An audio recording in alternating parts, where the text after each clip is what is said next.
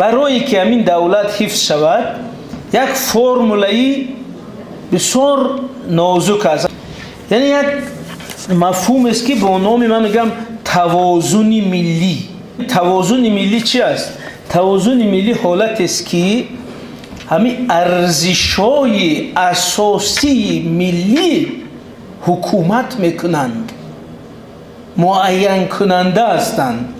مثلا همین زبان ما، همین فرهنگ ما، همین عرف ما، همین هویت ما، همین تاریخ ما، همین نام‌های ما همچو ارزش اولند.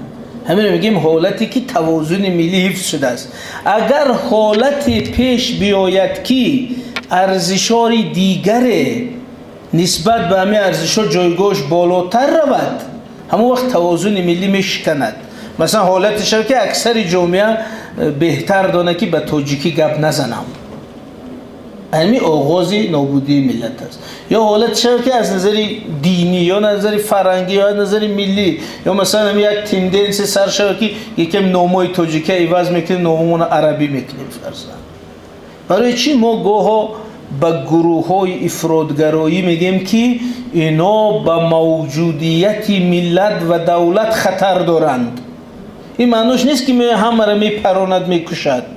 معنیش این است که چون در نظام ارزشی اونا تاجیک بودن، زبان تاجیکی، عرف و عادت تاجیکی، فرهنگ ما، ارزش‌های ما، نام‌های ما اهمیت دوم درجه دارد، وقتی که او تفکر حاکم شد این ارزش‌های ما میرد به کنار، به حاشیه، به درجه دوم، دیگه زیر حمایه دولت نمیمونه. از امیر ما میگیم اینا اگر آمدن خود ملت همچون هویت نابود میشد، ارزش‌های ما میره به حاشیه.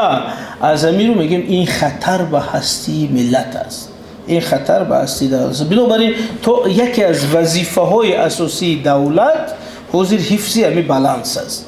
در فرهنگ، در سیاست هم یک معیاری داشته باشه و داریم که اگر ارزش‌های غیر ملی بر ارزش‌های ملی اولویت پیدا کنند، این آغاز نابودی ملت است. اگر ارزش‌های فرض کنیم افراطی بر ارزش‌های دنیوی بالا گیرند، این آغاز سقوط نظام و دولت میشه. بنابراین وظیفه اساسی دولت و همه ما نگاه داشتن همین بالانس است. یک مفهوم است با نام توازن حیاتی ملت، بالانس. توازن حیاتی چی است؟ توازن حیاتی است که توازن یعنی حالتی برابر بودن یا در یک نسبت معین قرار داشتن ارزش‌ها.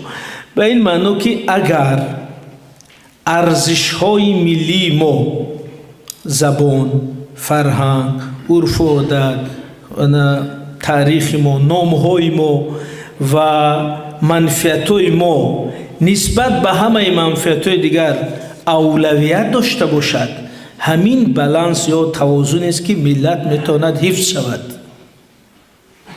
اگر همین توازن ویران شود، یعنی به جای زبان ما، فرهنگ ما، تفکر ما، ارزش‌های دنیوی ما، یگان ارزش‌های دیگر بالاتر شوند، توازن بقای ملت ویران میشد. بنابراین یکی از وظیفه‌های دولت همین است که همین رو حفظ کند. چخیلی حفظ میکند؟ مثلا ببینید اگر ما گیم زبان تاجیکی ما رو حفظ میکند، اگر حالت شود که اکثری مردم دیگه به این زبان گپ نزنن، ما میگیم آغاز از بین روی ملت میشه.